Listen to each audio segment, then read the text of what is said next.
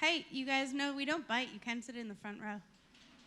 Come on down, get comfortable. We won't make you do anything. It's okay. So to everybody, hey, thank you.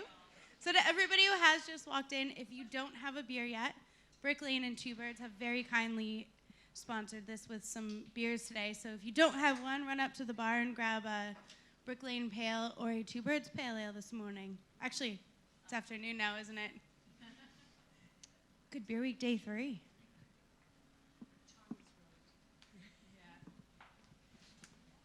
Yay, welcome.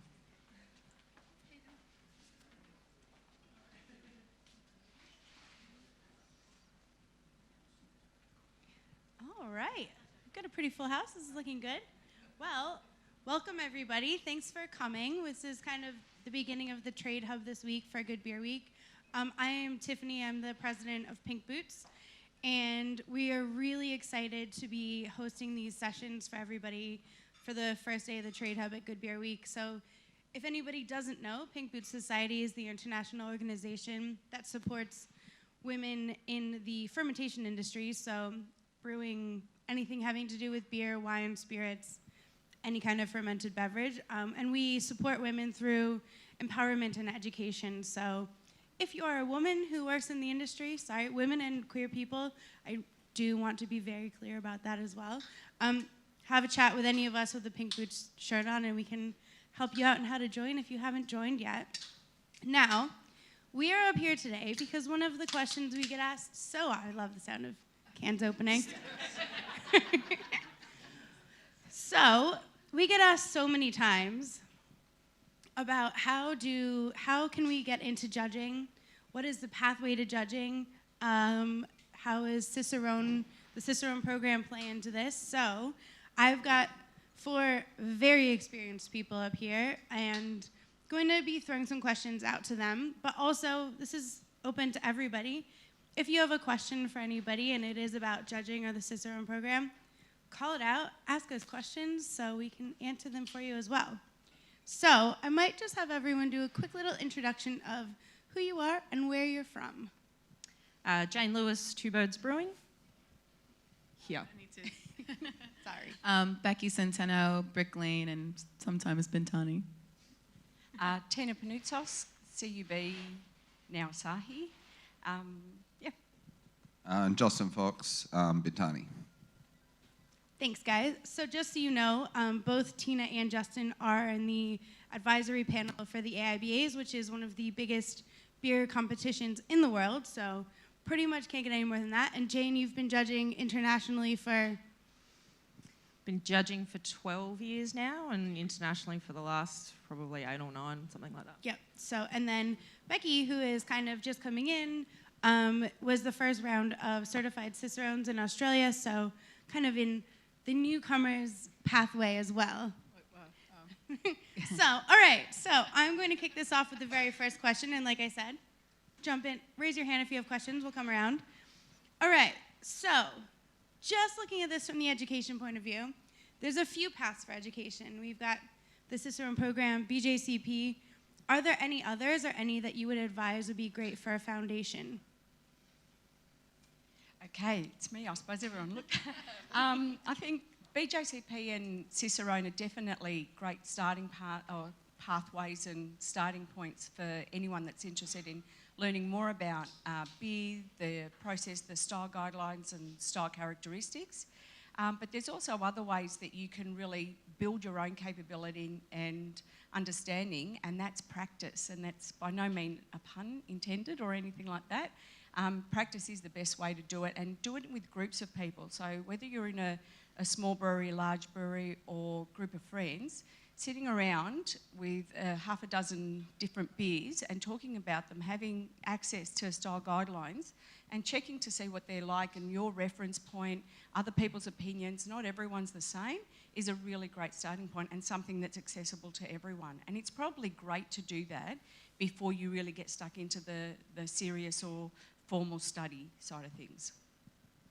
For myself, I've done a few of them. So I've done the Certified Cicerone, I've done the BJCP, and I've done the IBD. So that's like a lot of things to say.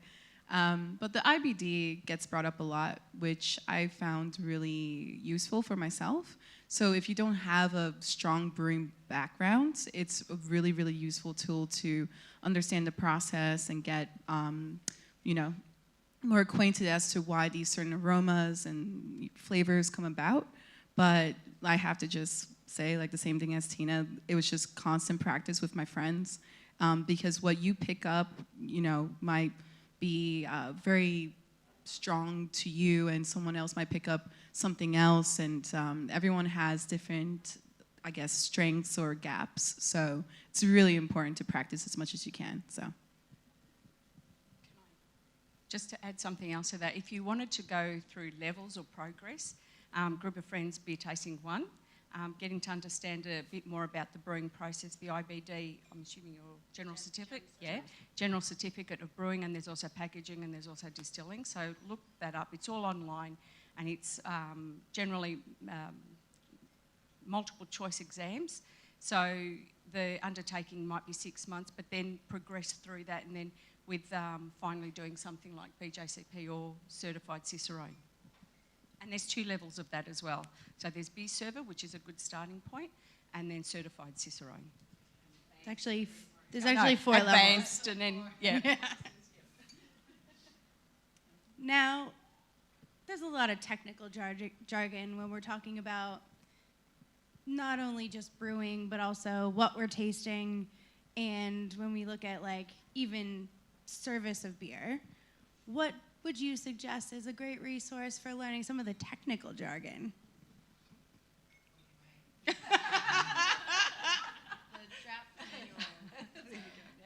Technical jargon, that's probably when you get down to judging or to describing beer. Bless you. The first thing is describe it however. We've all got different associations and memory pathways to experiences for sensorial and physical and visual experiences. So when you look at something, it'll trigger something off in your mind. But as far as the technical goes, once you've learnt that and you've made a connection and you recognise that as a flavour, a smell, a taste, a sight, then the technical knowledge comes through after that, and using things like what the best reference is American Society of Brewing Chemists. It's got the whole lexicon, or Certified Cicerone, BJCP, any style guidelines that you look up will have the defined characteristics and technical information, but you've got to make a connection. Learning something like that, if diacetyl means nothing to you, it'll never mean something to you unless you make a connection to butterscotch, Werther's lollies, butter menthols, whatever it is. You've got to make that connection and then relay it back to that attribute, or use the nomenclature that's generally used in a judging or a tasting environment. Yeah, the first hurdle to overcome is getting the common vernacular. So before you get the technical vernacular, it actually is irrelevant to some degree. Our job isn't to comment on the brewer of how to fix the problem and the fault that we've found. We don't want to get caught up in, you really should lower your fermentation temperature and try this and this in the judge's feedback. It's really more about finding those common words, and those words rely on linking a memory in your own head, and then finding how you define that flavour and that memory, and how that correlates to the mass of other people. And that's exactly like Tina said. Some of us were lucky to do that in big breweries with a panel of people. Others just do it around the back patio with some beers on a Friday night. As long as you start to find the common words that other people use to describe what you're smelling, then you've got that first touch point to make sure you're consistent and aligned with everyone else. Which is great lead way into my next question, which is the vocabulary. How can we get into better learning the vocabulary to use with what you're tasting? Because I know it's actually quite hard to turn what you're tasting and what you're smelling into words. Jayne, you probably have a lot of practice at this, building a whole brand and tasting notes and... Yeah, I mean, look, I think, I don't know, it sounds like there's so much pressure with this kind of thing. It is just tasting a thing going, hey, I taste X, Y, and Z, and being able to use even that common word to then be able to kind of build your vocab from there. It's a building block. No one's born knowing how to taste beer. It is a thing that we learn, so it becomes just get comfortable. For me, it was always a real big confidence issue. I really struggled with that. I actually had a lecturer who bullied me in class, which then meant that I was really long way back in terms of my comfort, like speaking about beer and tasting. So yeah, for me, it's just about getting comfortable using the words. Use your everyday words. Use the things that use honey, use butter, use milk, whatever you're tasting. That is entirely valid. The great thing about sensory for me is that you can never be wrong, because what you taste, what you pick up, what you perceive is correct for you.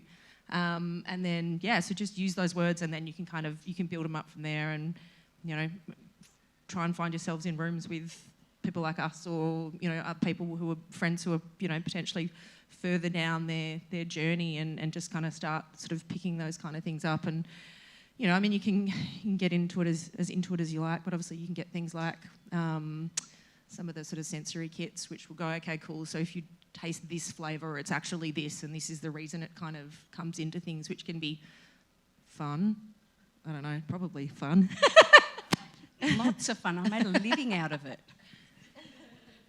I just wanted to add, like, for myself, because obviously around me are, awesome individuals who've been around for a long while, and I'm still intimidated, I'll be honest. I'll bring out the walker soon. Gosh. But what helped me to, like, build my vocabulary when I was doing the BJCP was the flavor wheel. So I'm sure a lot of y'all have seen that flavor wheel kicking around everywhere. And then I would just have the flavor wheel in front of my face and just try the beers and look at it and just, like, build up my vocabulary from there, and then added a bit of, like, memory perception, like, this reminds me of my mom's cooking because she always used tomato sauce. So things like that just kind of, like, builds my confidence in my vocabulary. So, and it's not something you completely master either. I think on numerous occasions in the ARBA just last week, can you pass me the flavour wheel? There's something there and I can't pick it, and some of those words around where you're looking will take you down another path in your memory, and it's almost that, but not. And, sometimes that's enough to write down, and then when you're doing the final process of talking about it, someone else will say something, you'll be like, that's what I've got. And other times, even them saying it, you'll go back and you will find the smell that you missed completely the first time, because the memory's already there, and it almost works in reverse, that the memory allows you to fire off on the nose receptors. And it's interesting as well, obviously, as beer styles and things are changing, and as hops are changing as well. Like, I wrote pickle more times in judging last week than I've ever written before, because some of the New World hops are throwing lots of those kind of, like, dill, pickle, mayonnaise, French dressing kind of characters. So it's also like a then sandwich. interesting. One of them was like a Reuben. But yeah, so it's interesting then how, your palate then kind of changes as you're kind of coming into contact with new things as well. Yeah, absolutely. I think if you're starting from scratch, doing the things that we've said about the flavour wheel and then getting a group of people, to do it in isolation is really hard, because you do have your own memories and your own connection. So sometimes you can be subconsciously blinkered. But doing it with a group of people, and even starting off with, there are a number of different kits, but there's also so many ways that you don't have to go out and purchase, expensive kits or less expensive kits. You can do it with home stuff, you want to find out diacetyl, chuck in a Werther's Lolly into a lager and a stout and a pale ale and see what the difference is. And you can do some of those home exercises as well to sort of start building that. And then making up, getting together with other people, like we said, builds that connection of how you sort of progress through that. And finding out little different nuances of hop varieties will help you build your repertoire of styles. But when it comes to giving someone feedback on a formal sense, it's always a good idea to write those down, because that may trigger someone else's thoughts about what they're smelling too, but maybe just start to summarise it into ways that's either hop related or malt related or fault related, or things that sort of start to build that expansive education from across the board. Yeah, I think for me personally, it's always going, if it tastes fruity, okay, what kind of fruit? Is it citrus, tropical? If it's malty, break it down. Is it chocolate, coffee, toffee? Breaking it down, but I love all of this. I mean, something to think about too is that I never did a formal wine tasting, but I started learning, started understanding, experimenting, and we all do that with different, beverages or food. So it's part of that interest to sort of build your own repertoire of descriptors and understanding of that profile of beer. And where, like Jayne said, some of the origins of the hops, look into it. There's so much you can find, and I'm sure you all do. The big wide world web is amazing to sort of source information, so it's all out there. Now, I know I just sounded like real ageist there. if you're going to practice drinking with some groups of people, is there anything you'd suggest using alongside practicing tasting? I think it's really good when you're starting up to have control samples as well. So if you're going to do those little tests at home Tina was talking about, and grab a Heineken or a green bottle beer and sit it out in the sun for a whole day and then learn light struck, it'll be really great to have another bottle kept in the fridge for the comparison. And that can really help you while you're learning to define the difference. So the first point is finding that there's something wrong, not necessarily what is wrong, but that there's something that's not supposed to be there. And I think if you are, looking at judging as a long-term thing, or even actually just beer in general, I think it's good to have something like the style guidelines that we work from when we're judging. So the idea with the judging process is it's effectively, we've got a page full of, beer styles. There are a whole lot of words around, okay, this beer should taste like this, it should have, low to medium hop aroma and flavour, it should have this kind of bitterness, should have these kind of malt attributes. There'll probably be a whole lot of numbers that make no sense to you, but at least having that sort of, what it is a rough understanding of this is what the style should be, and then you can kind of try the beer that's in front of you, go, does it match that? Is it, this is labelled as a pale ale, but does it really taste like a pale ale? And then you get into things like American styles, Australian styles, and it gets really complicated. But anyway, something like that is really important, and that's effectively what we're doing in judging, is going, this beer is really, really close to this style guideline. It has no faults. We're going to give it a gold medal. It's also, a lot of times, it's what we try and, as judges try and look at, is giving the beer, starting off looking at the beer with best possible score of whatever it is, maybe 100, a 20, 50, whatever the competition dictates, and then understand how well it fits into the style. There's always the grey areas. There's always, it's going to be a little bit more of this or a little bit more of that, but as long as the beer is well integrated, it sort of follows through that style. It's not out of character, and it all sort of balanced in. I think I get picked on every time I say the beer is balanced, but that's really important when it comes to everything integrating and everything sort of sitting well. And if it's a drinkable beer and it falls within those styles, it then warrants, to be credited for the time and effort that the brewers put into making something that's cracking. I just wanted to add as well, I know it's like kind of scary when we talk about test kits because they can be quite expensive, but they dose for a large number of people. So if you have some friends that are keen, like when I was doing the certified Cicerone, and then now with the advanced, like you just find a group of friends and you split it, and there's lots of different kits. There's a Roxa. The Cicerone program has a simple like the 6 beginners kit one, I think, and there's also Siebel. There's different kits out there, and you can do all sorts of things at home, but at the end of the day, it's really good to have like that kind of testing in a controlled setting. So if you can find some friends, that's what I always do, because it's expensive, so. Well, that's a good leadway, Becky, for, I think really realistically, beer server is a really good start. And then leading into studying for certified Cicerone, what advice would you give to anybody who's starting down that pathway? Yeah. Which I'm really happy to see that there's a lot of people interested in the Cicerone program, because I think it's absolutely fantastic. It's all encompassing. It's beer history, beer styles, the beer itself, faults and tasting, you name it, and keeping and serving beer. So it's a lot to do and a lot to study. So having a study group is huge. Breaking it down into manageable parts is great. But with the tasting portion, with the written portion, it's quite easy to study by yourself. But with the tasting portion, you need to have that experience. You need to taste. You need to test. And everyone, when I was studying, was like, "Oh, all you do is taste beer." But it's a lot of effort to just sit there and dissect the beer and pull it apart and understand what you're trying. So don't do it by yourself. Get friends, because it's a very expensive endeavor.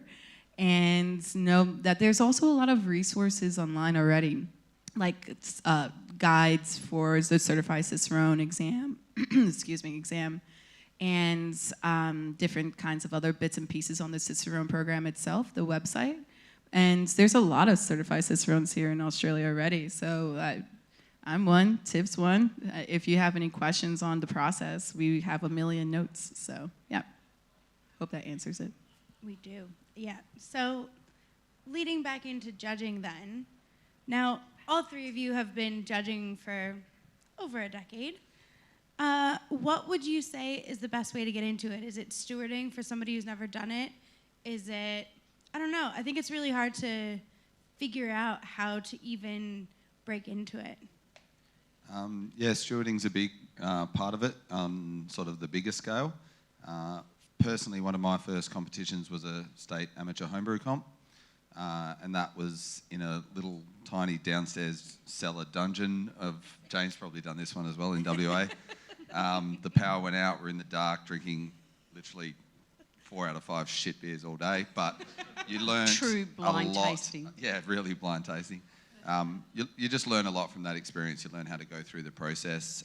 They're desperate for people who have an interest in it, and you can get into those competitions very early on with pure, passion and interest, not necessary qualification. The other pathway, I think, going back to Becky with Cicerone, we, some of us older people in the room were lucky enough not to have to go through those programs. We found other pathways into judging.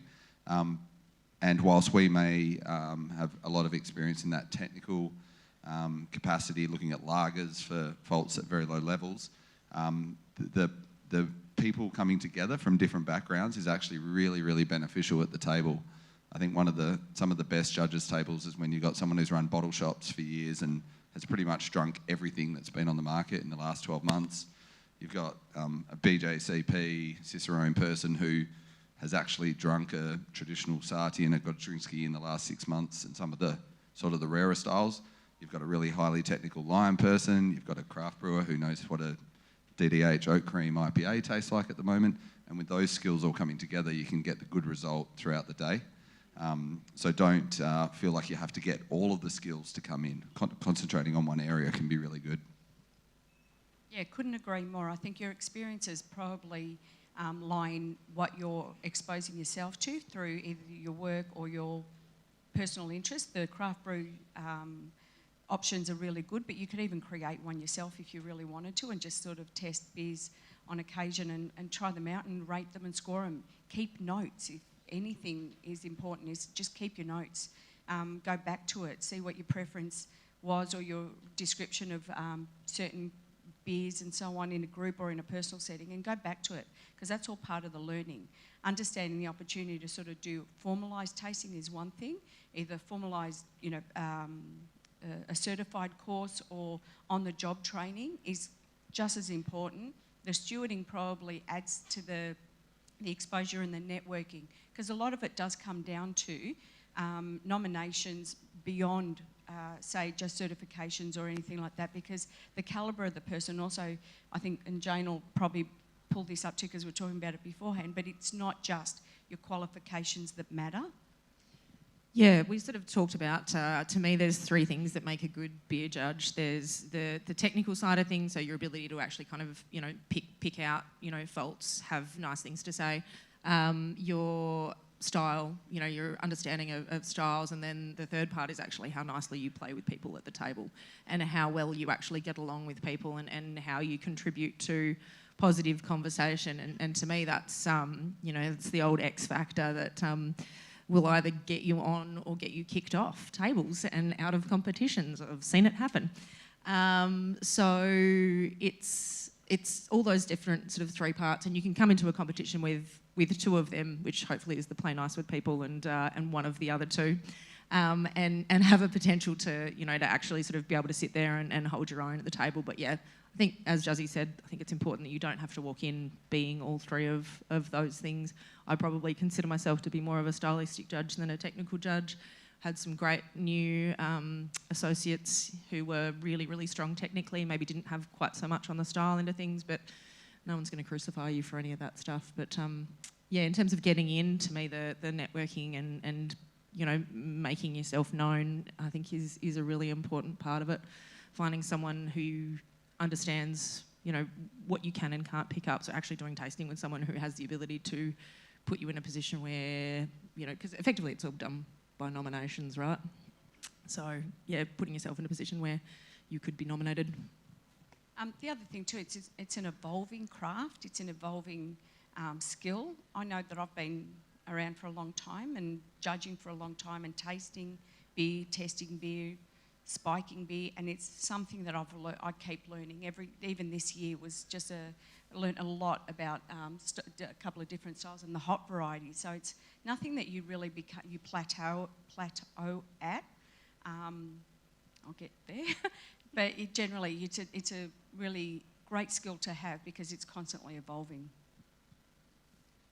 And don't get downhearted if there is a block in those things, like Jayne was saying, in terms of the gamut. The brewing industry knows this. I'm completely blind to VDK, can't smell it, never have. Certainly. No idea what it is.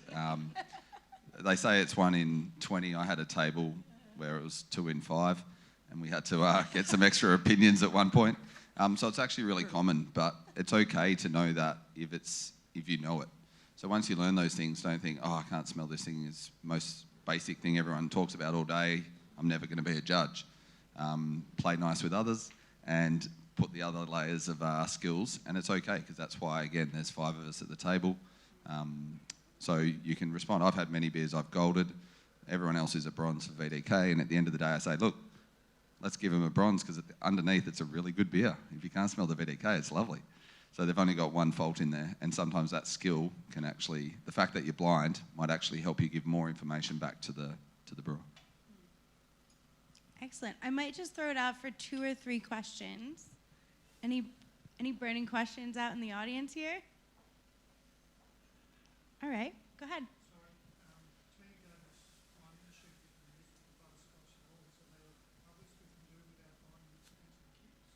Yep, so the question here was, are there any other spikes we can do with at-home things rather than buying the kits? Any other ones you've got? Yeah, there are. There's a acetic or, a lot of the solventy esters. Some you probably wouldn't taste or drink or whatever. If it's things like high fermentation esters where you often get like an aeroplane glue, nail polish remover smell, just drop a little bit into a beer glass. Don't necessarily drink it. But it'll give you the indication of what, believe me, don't go there. I'm still living too. But yeah, there are a number of different things. There's even certain characteristics that you smell in food that you can even grate cheese, Parmesan cheese into beer. That you could definitely drink. But it'll give you an indication, not true as if it were part of a produced final product, but it does give you an indication. And as Juzzy said, if you master the difference between a base beer or your reference beer and something that's been spiked or doctored or even just light struck that you've put outside or aged, you start to differentiate between the two. And the first part of your education or your sensory education is to identify that there is a difference. Once you've established that there's a difference, then you move on to the part, well, what is that difference and how do I describe it? Peel it, bring it up to a higher concentration, peel it back by diluting it and start to understand what those variations are. Because something like VDK with diacetyl can be anything from sweet Werther's lollies right through to a sickly sweet yuck sort of smell, but really butterscotch and butter menthol. So there are variations of each of those flavours that can appear in different characteristics in different concentrations and across different beer styles. I was going to say Real quick, there is actually guidelines online if you look up like how to dose at home.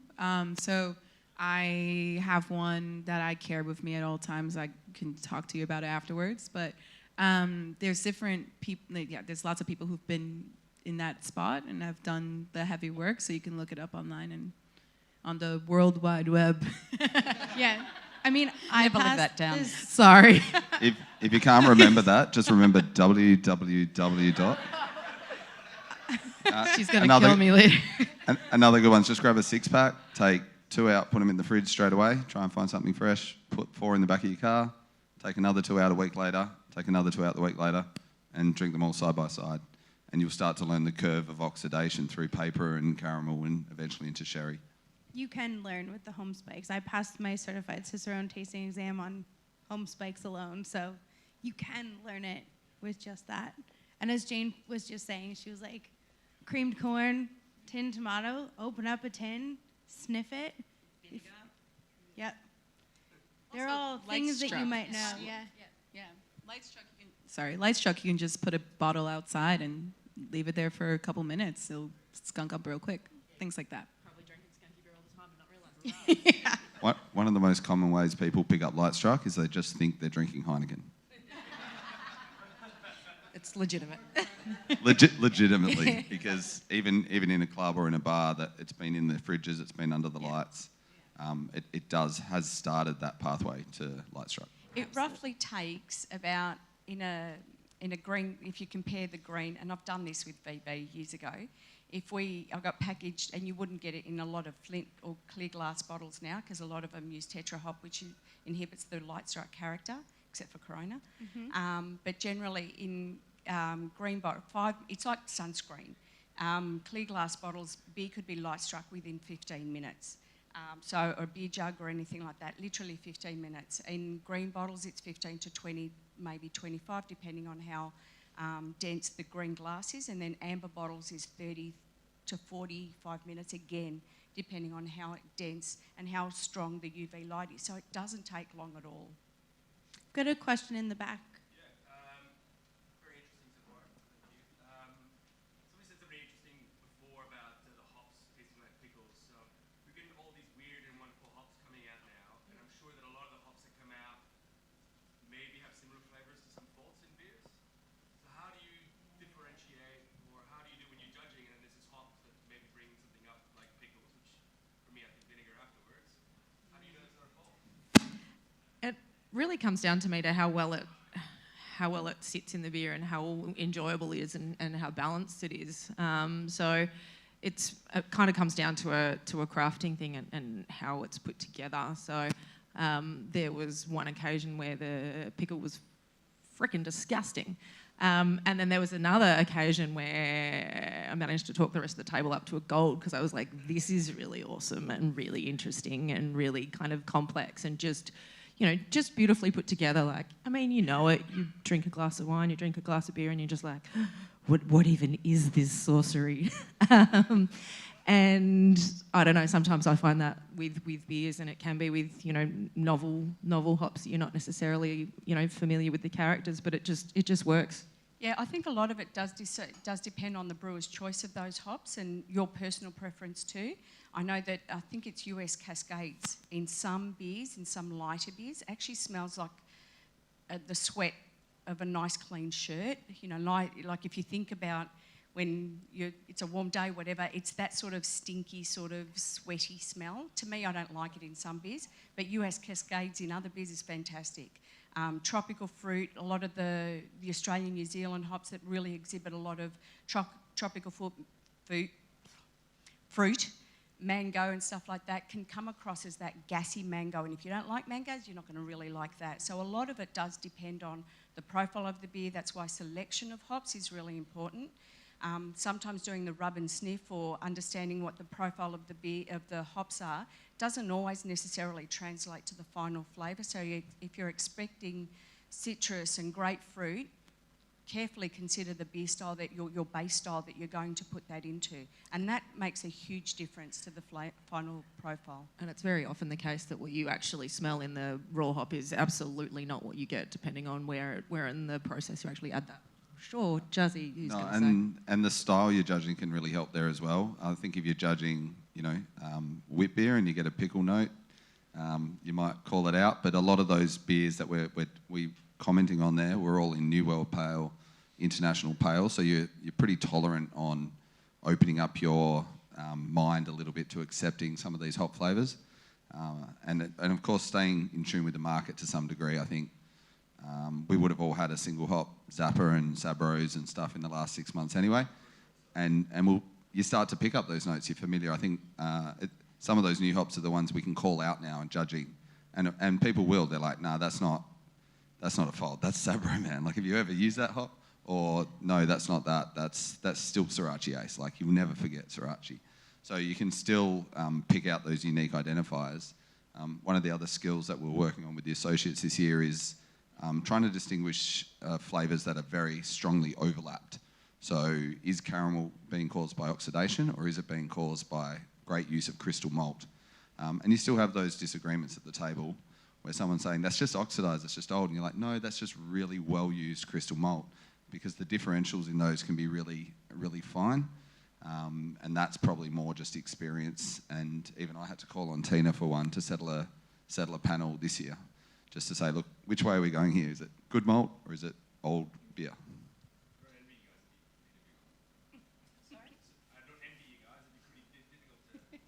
I love it. My wife doesn't envy me either when I go home on a Saturday morning after 5 days of judging.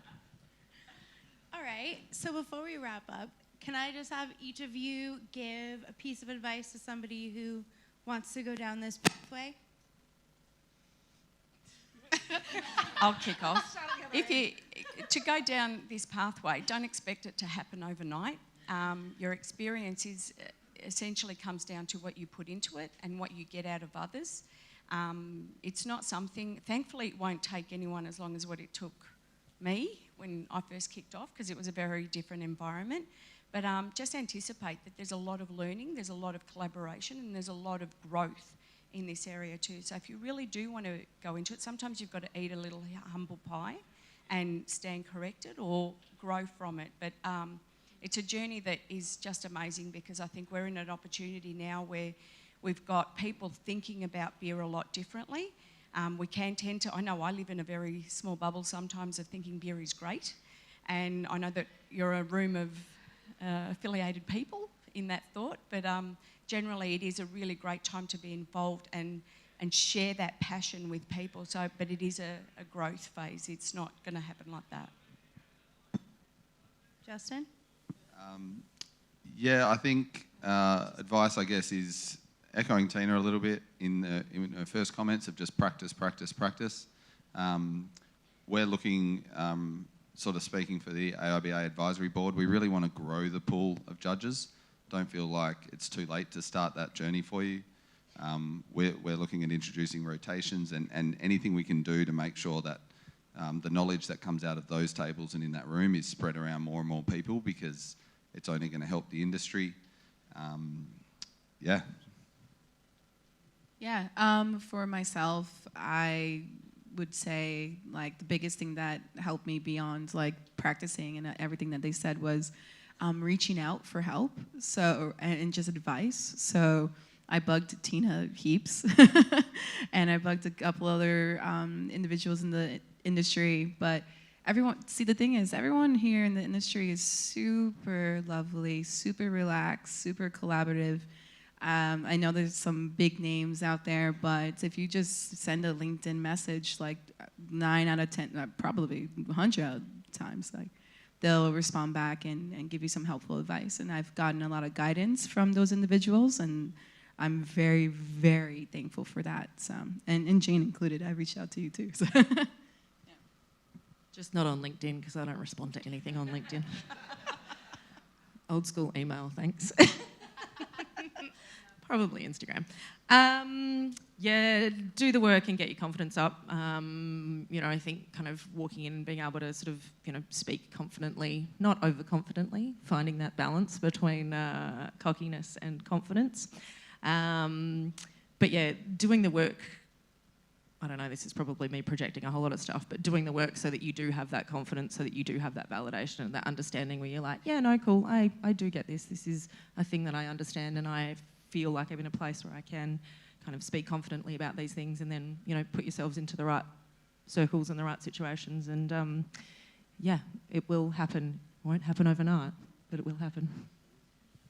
All right. Well, I can't thank all of you enough. I'm so grateful for everything that I've learned from all of you over the last 10 years or so, and especially about learning sensory and how to get into judging. Thank you so much for taking the time out today to come up and talk to everybody and share your experience and advice. I think it's really important to just know, you know, who can we learn from, and having a platform to share the advice, I think, has been really important today. And thanks for the beers, especially Brooklyn and Two Birds. So if you didn't get one, again, grab one. We are going to have to wrap up for the next session that starts soon. But also, if any of you are really interested in judging, keep an eye out on the IBA socials, because they're going to be doing a call out for judges and associate judges for the Indies Beer Awards, which will be coming up in a few months as well. So again, the Indie Brewers Association, make sure you're following them. And Pink Boots Society as well for any other kind of sensory sessions that we'll be hosting throughout the year to learn. So thank you so much for coming along today. If you're not coming along to the next panel on parenting in the industry, head downstairs and grab a beer down there too. So thank you.